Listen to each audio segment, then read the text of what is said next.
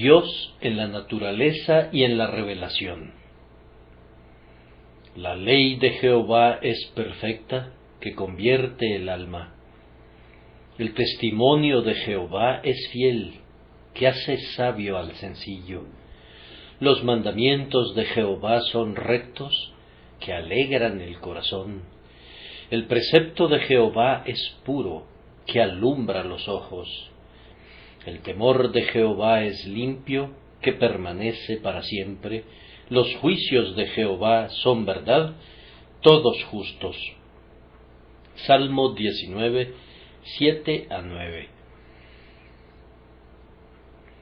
Lo que tengo que decir esta noche será realmente una exposición de todo el Salmo. Seleccioné esos 3 versículos únicamente por la conveniencia de contar con un texto breve.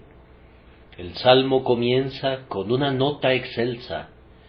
Los cielos cuentan la gloria de Dios y el firmamento anuncia la obra de sus manos. Basta que la telilla de la incredulidad se desprenda de nuestros ojos para que veamos que en el magnífico templo de la naturaleza todas las cosas proclaman la grandeza y la gloria de Dios. Basta que el oído, naturalmente sordo, sea destapado para que sea capaz de oír voces misteriosas pero claramente inteligibles que revelan que Dios está obrando todavía aquí en la providencia, así como antiguamente obró en la creación. Opino que las personas que piensan que los cristianos no deben deleitarse con las maravillas y las bellezas del mundo natural, difieren muy grandemente del salmista cuyas palabras estamos considerando. Un hombre realmente excelente, a quien todos nosotros estimamos muy altamente, declaró que cuando se encontraba navegando por el Rin, no miraba el paisaje porque deseaba que sus pensamientos estuvieran completamente absortos en las cosas espirituales. Yo no puedo condenar a ese buen hombre. Con todo, pienso que puesto que estoy viviendo en la casa de mi padre, debo deleitarme en las obras de mi padre, y tendría que ser un raro tipo de hijo si pensara que es una señal de mi afecto por mi padre que no me importe mirar el jardín que él ha decorado o la casa que ha construido. A la vez que los exhorto sinceramente a tener una mentalidad espiritual, quisiera recordarles que es igualmente fácil tener una mentalidad espiritual con los ojos abiertos a todas las bellezas de la naturaleza que nos rodean, como tenerla con los ojos cerrados. Hay 2 cosas en el Salmo sobre las cuales voy a hablarles. La primera es un paralelo propuesto y la segunda es una alabanza expresada. Primero hay un paralelo propuesto. Este paralelo me fue sugerido cuando leía el comentario del obispo Horn sobre este salmo, y él confiesa a su vez su agradecimiento a un autor más antiguo por esa idea. El paralelo es este. David elogia primero la revelación de Dios en la naturaleza y luego elogia la revelación de Dios en su palabra, y pareciera implicar que hay una semejanza entre las 2 revelaciones, que son, de hecho, 2 libros de la misma revelación o 2 partes de un mismo grandioso poema. Al leer los comentarios de David relativos a los cielos, podemos aplicarlos legítimamente a las Escrituras. Igual que los cielos, las Escrituras declaran la gloria de Dios, e igual que el firmamento, muestran la obra de sus manos, solo que, mientras el firmamento muestra la obra de las manos de Dios en la creación, la palabra de Dios muestra esa misma obra de sus manos en la redención, en esa nueva creación realizada por aquel que dice: «He aquí, yo hago nuevas todas las cosas».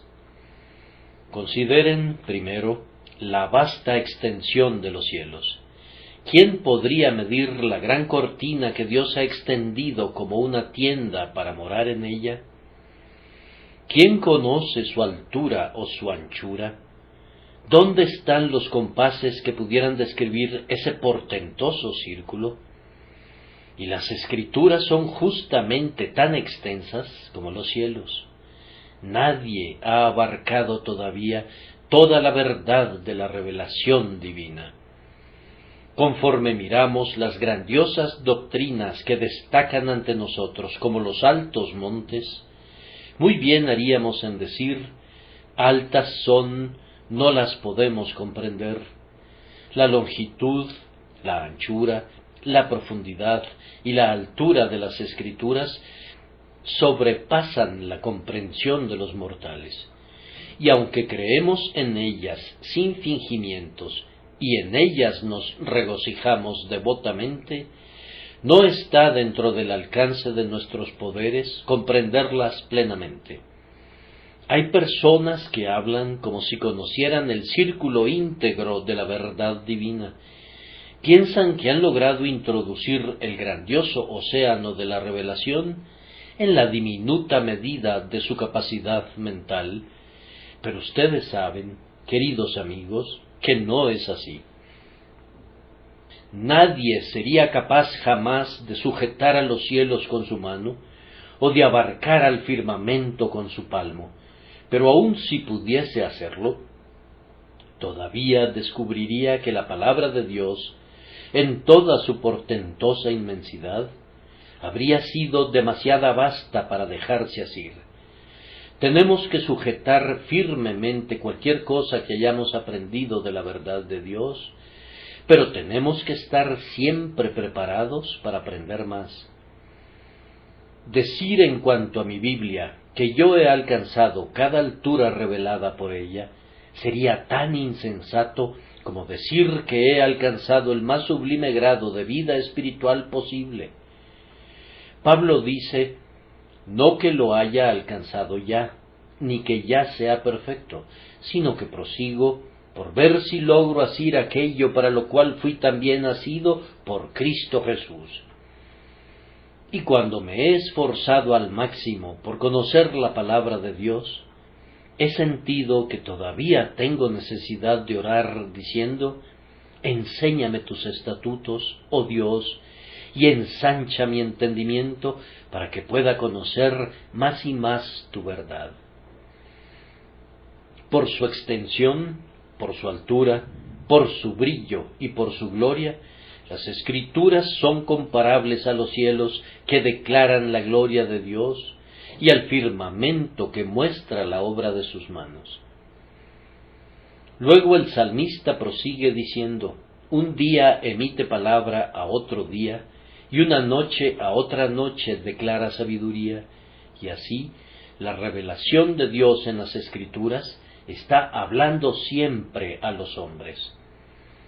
Cuantas veces los hombres acuden a la Escritura, reciben un mensaje de ella en todo momento.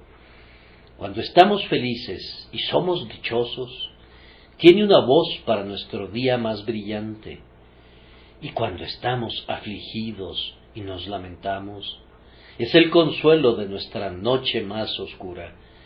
Durante esta larga noche de la historia de la Iglesia, la larga noche de la ausencia de su Señor, sus verdaderos ministros son capacitados para brillar como estrellas a su diestra, y muchos espíritus afligidos son animados, y muchos marineros en el mar de la vida son guiados por la luz de las Escrituras.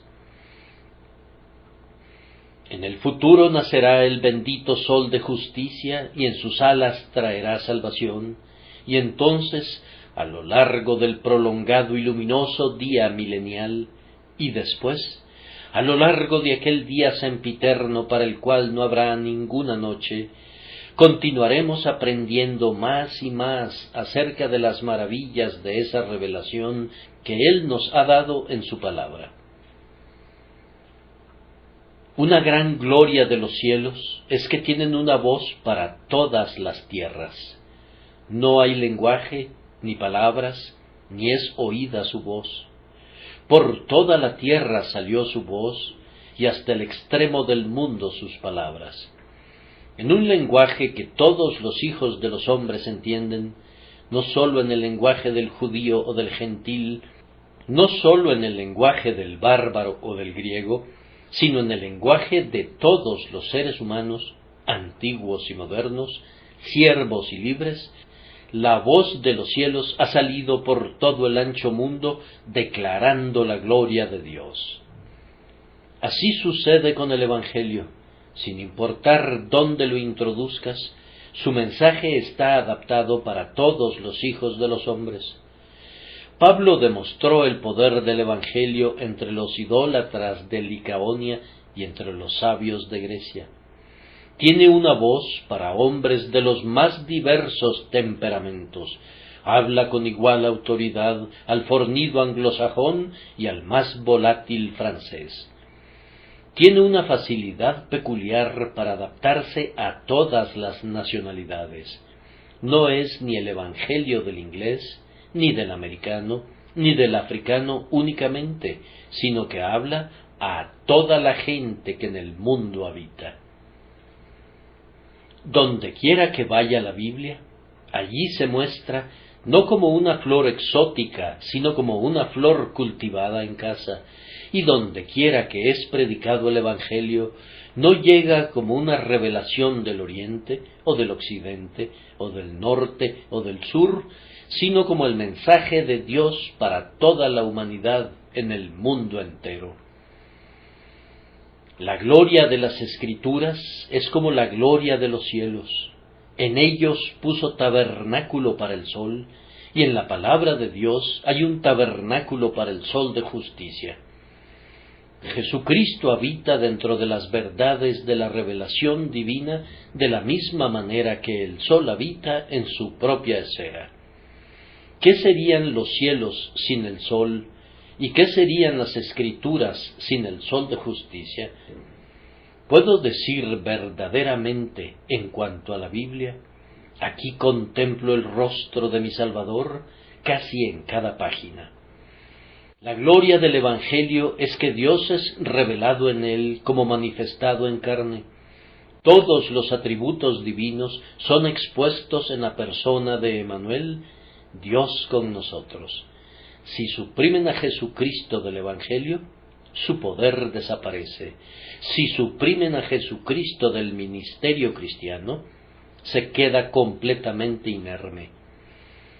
Me aflige tener que decirlo, pero yo creo que es debido a que ha habido tan poca predicación de Cristo en muchos de nuestros púlpitos, que los oyentes se han adherido a la Iglesia de Roma y a todo tipo de errores.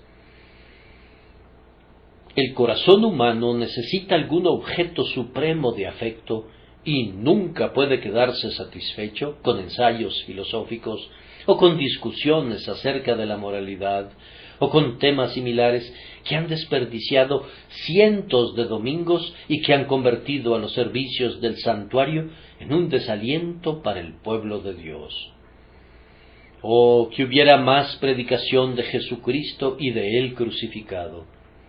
Si Él fuera levantado, atraería a todos los hombres a Él, y Él tiene que ser levantado, o de lo contrario, la predicación es un mero engaño solapado y un gozo para los demonios, pero para nadie más. A continuación, David dice muy elocuentemente acerca del sol, y como esposo que sale de su tálamo. ¿Y no es este un cuadro verídico de Cristo, según es revelado en las Escrituras? Él se comparó a un esposo durante su ministerio terrenal, y esa es su relación para con su iglesia, que es la desposada, la esposa del Cordero.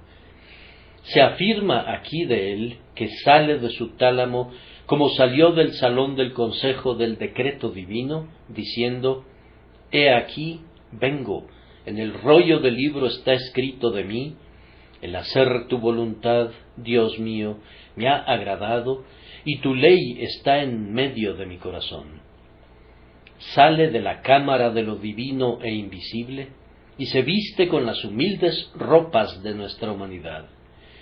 Viene a una vida de aflicción y sufrimiento, y con todo viene a ella con pasos gozosos, porque se deleita en cumplir la voluntad de Dios, y está encantado de redimir de la muerte y del infierno a su esposa.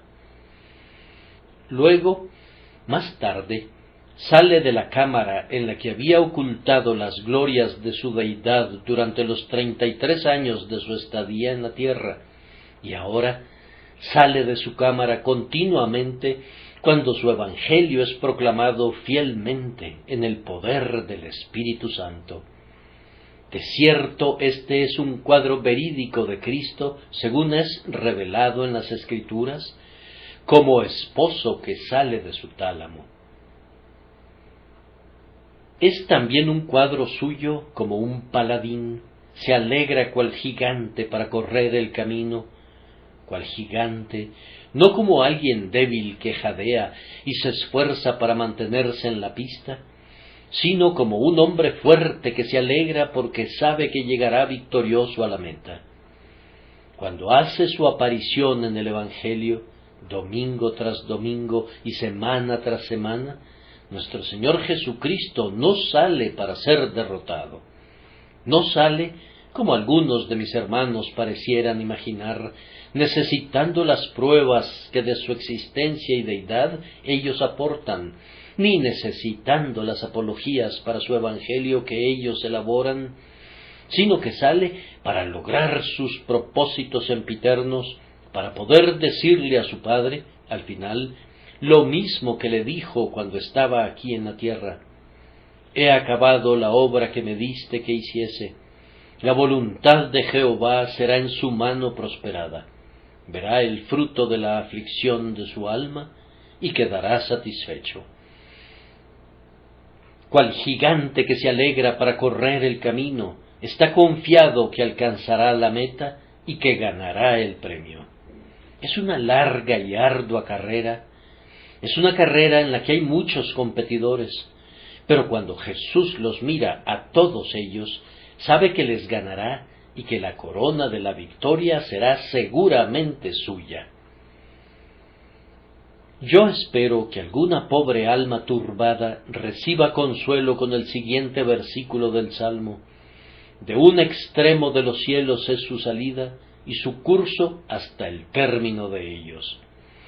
La luz del sol abarca incluso las congeladas cavernas del gélido norte y derrama sus brillantes rayos de manera sumamente generosa sobre la franja de coral de la India y donde las soleadas fontanas del África hacen rodar su arena dorada. Lo mismo ocurre cuando Cristo aparece en su Evangelio. De un extremo de los cielos es su salida y su curso hasta el término de ellos. La luz de su Evangelio brilla sobre todos los rangos y sobre todas las clases y sobre todos los caracteres, ricos y pobres, estudiados e iletrados, y el tiempo vendrá cuando brille sobre el mundo entero, pues Jesús reinará doquiera que el sol recorra sus sucesivas jornadas. Su reino se extiende de costa a costa hasta que se disipen las fases de la luna. Luego el salmista agrega: y nada hay que se esconda de su calor. El calor del sol encuentra a la florecita escondida en el más oscuro rincón del bosque y sin duda ejerce una misteriosa influencia incluso en las profundidades del mar y en el fondo de las más recónditas minas. Y nada hay que se esconda de su calor, aunque muchas cosas se esconden de su luz. Lo mismo sucede con el Evangelio y con el amor de Cristo. Allí donde se encuentran algunos de ustedes esta noche, podrían imaginar que están ocultos del calor del amor del Salvador, pero ¿es acaso así? Ustedes oyen el Evangelio, ¿no es cierto? Eso es algo.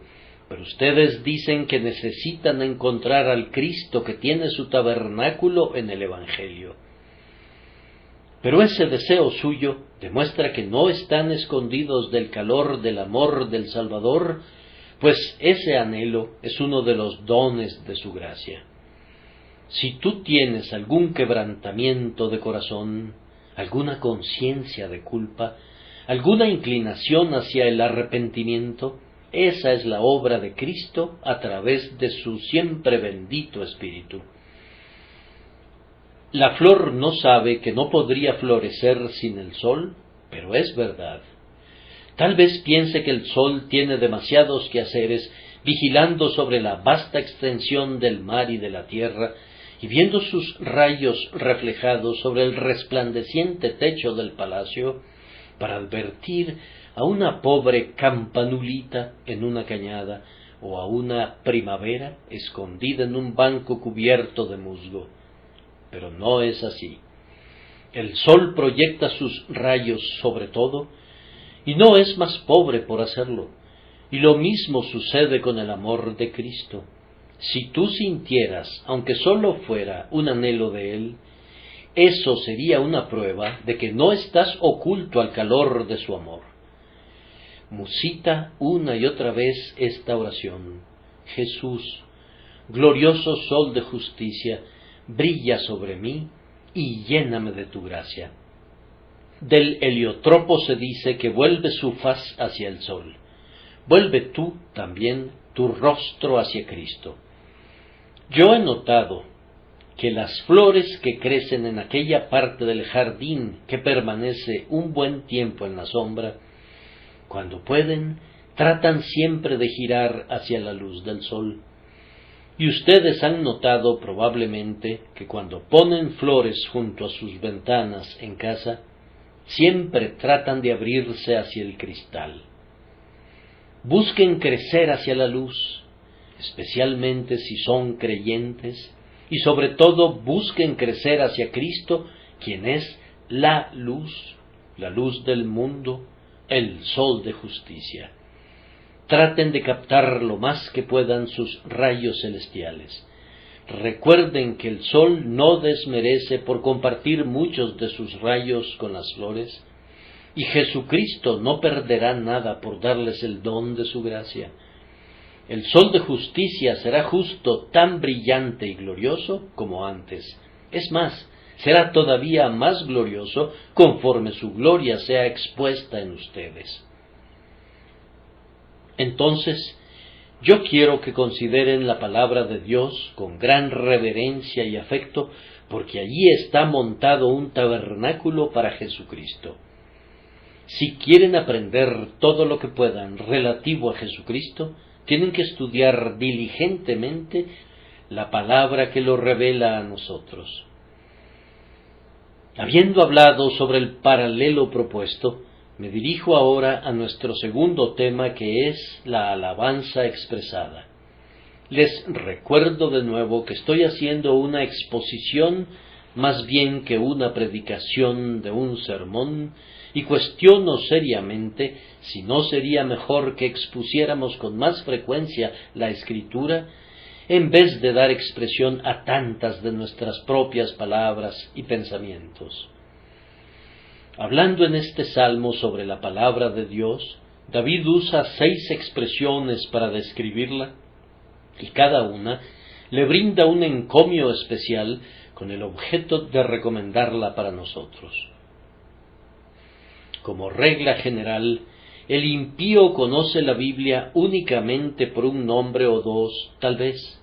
La llaman la Biblia o las Escrituras, y eso es acaso todo lo que conocen acerca de ella. Pero un hombre que está muy familiarizado con sus contenidos tiene diversos nombres para ella. El ejemplo más notable de esto es el Salmo 119, que contiene 176 versículos, y casi cada uno de ellos hace mención de la palabra del Señor. Sería un provechoso ejercicio leer ese largo salmo de principio a fin cuidadosamente y notar todas las variaciones de expresión que el salmista usa en relación a las Escrituras en la medida en que las conocía. Pero para nuestro presente propósito, bastará que limitemos nuestros pensamientos a las 6 descripciones y encomios que encontramos en el Salmo 19. Primero, David dice: la ley de Jehová es perfecta, que convierte el alma.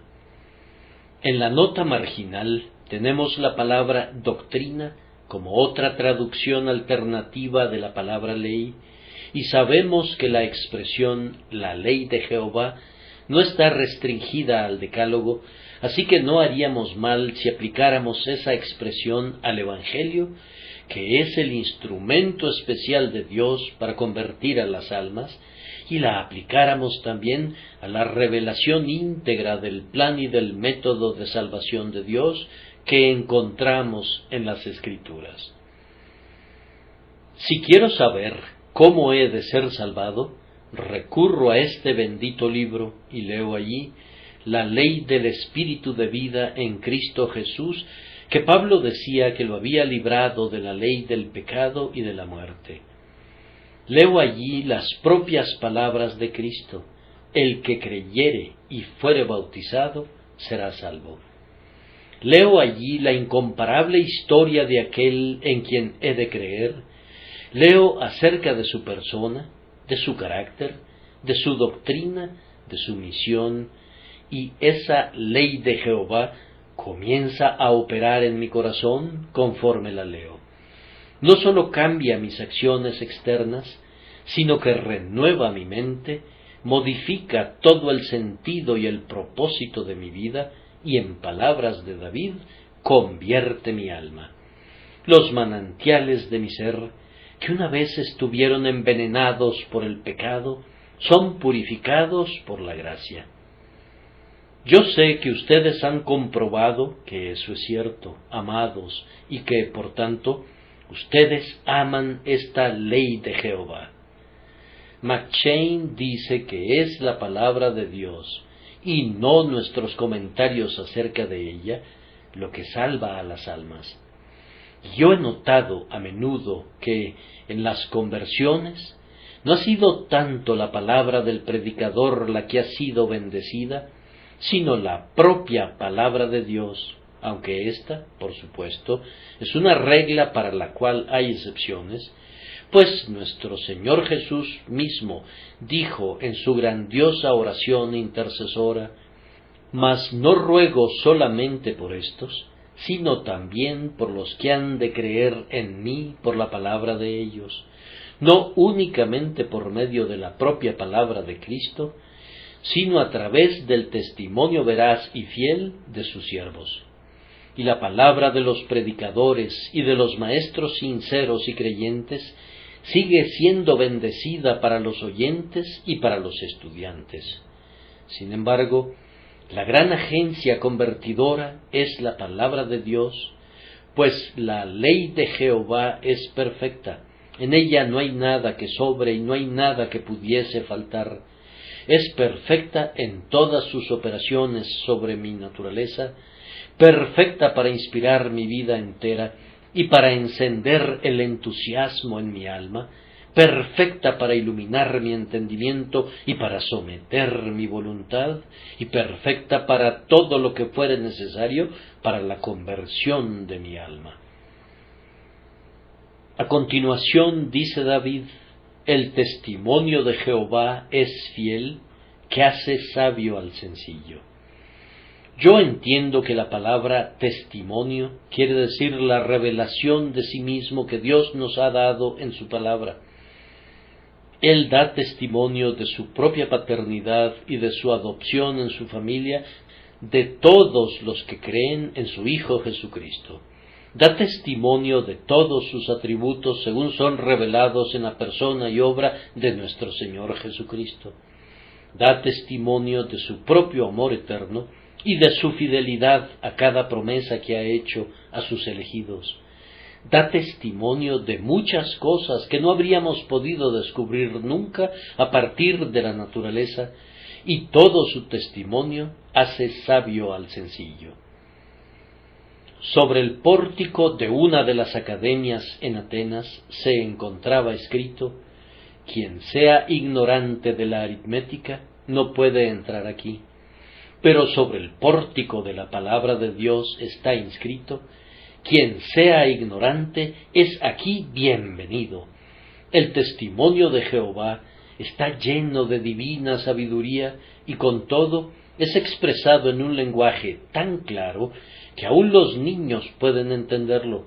Así que los sencillos acuden a él para ser hechos sabios, y con frecuencia lo que está escondido para los sabios y prudentes les es revelado a los niños, porque así le agradó a Dios.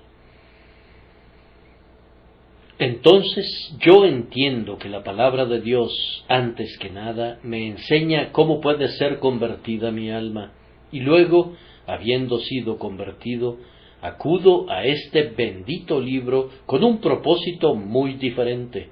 No lo hago para descubrir cómo he de ser salvo, sino para aprender más cosas relacionadas con el Dios que me ha salvado. Y conforme leo su testimonio relacionado consigo mismo, hace que sea sabia mi alma sencilla. Habiendo avanzado hasta este punto, necesito algo más, y David a continuación dice: los mandamientos de Jehová son rectos, que alegran el corazón. Esta palabra, mandamientos, según la entiendo, se refiere a las ordenanzas del decreto del Señor, a los mandatos y edictos del Rey, y también a sus promesas, que son una transcripción de sus decretos. David dice que los mandamientos de Jehová son rectos.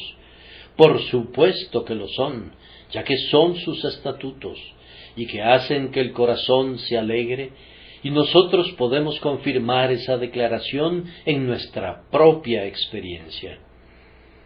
Yo he confesado a menudo que, cuando mi espíritu se deprime, nada podría sustentarlo excepto la buena y anticuada doctrina calvinista. Si no están hambrientos, podrían contentarse con la porción puesta ante ustedes por la moderna escuela de predicadores, y podrían disfrutarla cuando hay buen clima. Pero cuando las tormentas de la tribulación aúllan en torno suyo, cuando están conscientes de una gran necesidad de alimento que satisfaga el alma, entonces yo creo ciertamente que la vieja doctrina de Agustín, que es la doctrina del apóstol Pablo y de su Señor y Maestro Jesucristo, es la única porción que su corazón puede disfrutar con regocijo. Cuán dulce es, en un momento así, apoyarse por completo en los eternos propósitos de Dios en Cristo Jesús. Saber que la propia vocación y elección son firmes, saber que a los que aman a Dios todas las cosas les ayudan a bien, esto es, a los que conforme a su propósito son llamados, eso es ciertamente un banquete de manjares suculentos, banquete de vinos refinados, de gruesos tuétanos y de vinos purificados. La madre del rey Lemuel dijo: dad sidra al desfallecido y el vino a los de amargado ánimo. Y en un sentido escritural, son la sidra y el nutriente vino de las doctrinas de la gracia los que pueden sustentar a aquellos que están espiritualmente a punto de perecer y a los que tienen un corazón afligido.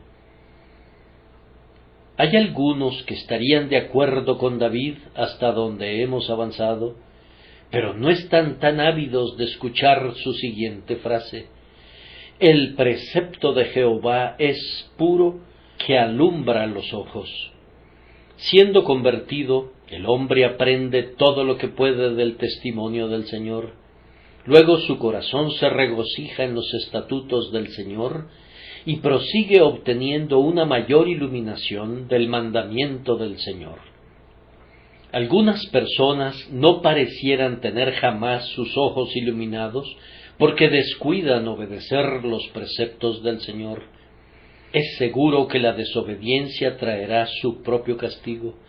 Y hay algunos que no pueden leer claramente su propio interés en Cristo, porque su negligencia para guardar sus mandamientos ha cerrado sus ojos, tal como podría haberlo hecho una nube de polvo. Hay una gran recompensa para quienes obedecen sus preceptos, y aunque somos salvados por gracia y no por nuestras obras, con todo, en la economía de la gracia hay ciertas recompensas que sólo son otorgadas a quienes guardan diligentemente los mandamientos del Rey. Dichosos son aquellos que, como Caleb, siguen al Señor plenamente. Ciertamente estarán entre las almas vírgenes que en el monte Sión celestial siguen al Cordero por donde quiera que va. Enseguida David menciona un asunto muy práctico. El temor de Jehová es limpio, que permanece para siempre. Algunos tipos de temor son todo menos limpios. El temor del hombre ha sido una vil trampa en la que muchos han sido capturados por el diablo. La concesión es muy popular hoy en día, pero la Biblia es un libro que no hace concesiones, y el temor de Jehová es un principio que no hace concesiones en absoluto. Si este bendito temor permea completamente nuestras almas, no lo perderemos nunca, pues David dice, verídicamente, que permanece para siempre. Si hay alguna vez un hombre que realmente estuvo muerto y enterrado y fue resucitado con Cristo, no hay ningún miedo de que experimente jamás un proceso de regresión como sería estar muerto con Cristo y luego vivir de nuevo para el mundo.